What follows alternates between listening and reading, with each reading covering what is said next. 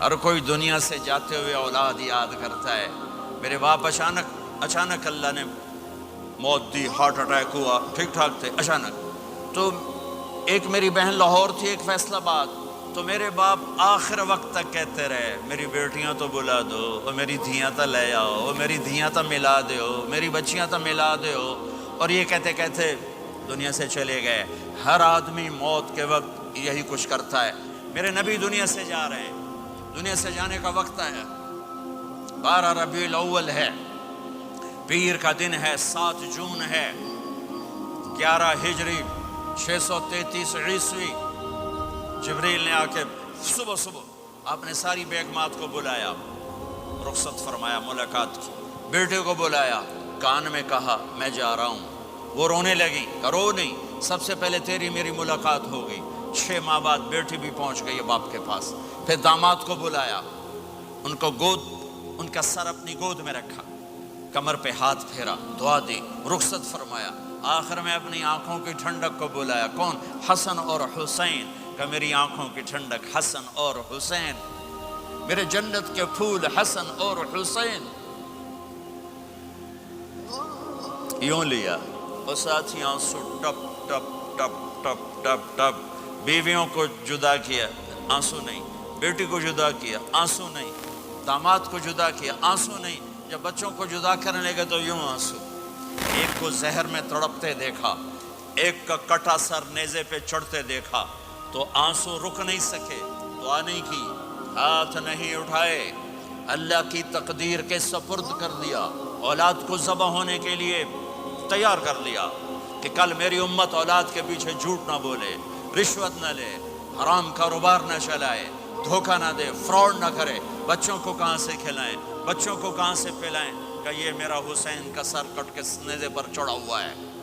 جب سب چلے گئے تو جبریل آ گئے۔ آپ نے فرمایا کیا ہوا؟ خاموش کھڑے تھے، کہ موت کا فرشتہ دروازے پر ہے، اندر آنے کی اجازت چاہتا ہے۔ اپنے نبی کا مقام دیکھو، موت بھی پوچھ کے آتی ہے۔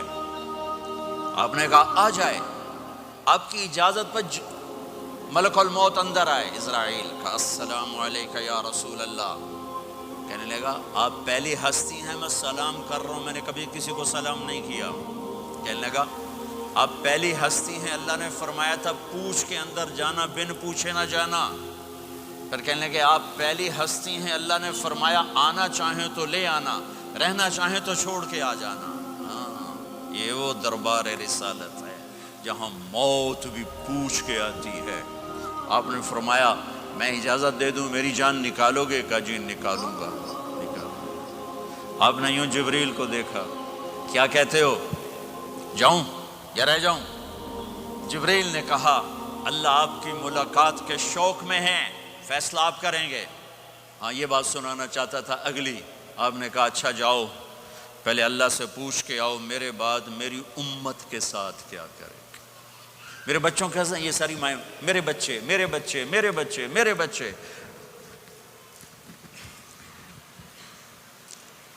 میرے نبی کو تو پتا تھا کہ یہ تڑپ تڑپ کے ایک زہر میں جائے گا اور ایک کا سر کٹ کے نیزے پہ چڑھے گا، کیوں نہیں ان کے لیے ہاتھ اٹھائے؟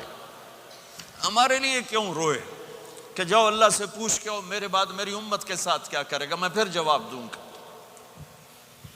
جبریل واپس گئے، موت کا فرشتہ کھڑا ہوا ہے، جواب آیا یا رسول اللہ آپ کا رب کہہ رہے ہیں آپ کی امت کو تنہا نہیں چھوڑوں گا، مجھے میرے رب کی قسم جو سن رہا ہے جس نے ہمیں یہاں جمع کیا ہے، سنو میری بات غور سے، اگر میرے نبی یہ سوال نہ اٹھاتے تو آج میں اور آپ بھی بندر خنزیر میں بدل چکے ہوتے۔ میری اور رب کی کوئی رشتہ داری نہیں ہے۔